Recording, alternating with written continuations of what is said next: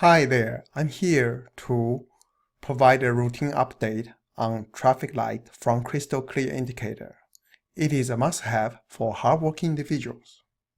Prior to going into the detail of the presentation, here are the disclaimer. Traffic light and capital appreciation point are the results of a proprietary risk analysis models and should be used as a part of your due diligence process. Crystal Clear Indicator is not a licensed financial advisor. Investing involves risk. Here are the contents of traffic light services. You have 3 traffic lights: traffic light S&P 500, traffic light NASDAQ Composite, and traffic light Dow Jones.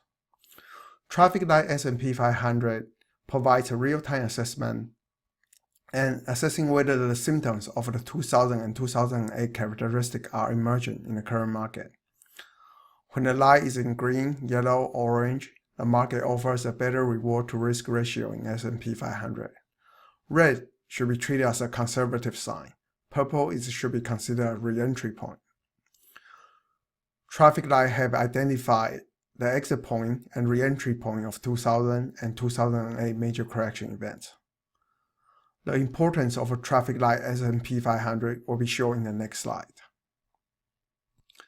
Here are the insights. When the traffic light, the green line, exceed the red lines, the green line right here is moving zigzag back and forth, crossing the red lines, it is time to be conservative. Identify the exit point in 2000 as well as in 2008. After the traffic light exceeds the red line successfully, the proper re-entry point will be when traffic light reach the purple line right here, dash purple line, and I'll say start to descend. Those are the so-called re-entry points. This is an excellent indicator that identifies the exit point of 2000 and re-entry point in 2003 and the exit point in 2008 and re-entry point in 2009. Here's the status of our traffic light as December 27, 2015. It is in yellow. It rises a little bit, but it also descends. Now let's look at the traffic light Dow Jones. It is a more intermediate indicators.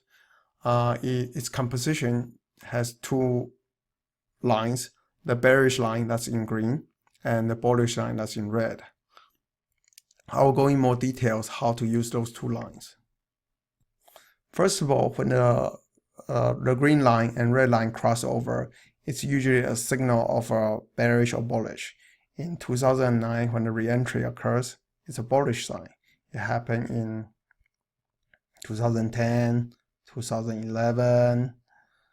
But at the same time, if you look at the direction of the green line, it's ascending, and relativity is pretty high back as in 2008. It's a bearish sign. Now I zoom in the traffic light Dow Jones. As you can see, when the red line is descending while the price is increasing, that's a divergence. It's a bearish divergence, and should be conservative intermediately. And as you can see, it happened in 2014, mid 2014, and certainly beginning of this year is showing the same way. And we had a crossover actually in July, and there was a crossover actually happened before the crash starts, and there was a big crash. And right now, as it is showing a bearish divergence again. The red line is descending while the price is increasing. On top of that, the green line is ascending, the bearish line is ascending. So I'm uncertain whether this, I'm more bearish on this, I'll say rebound. It is more likely, probably will go down once more. Here's a traffic light on NASDAQ. It's showing a very similar trend. As I zoom in the traffic light NASDAQ, you can see there are divergence forming, right? But as in mid 2014, certainly most of part this year, you can see the red line nearly flat, and while price is ascending.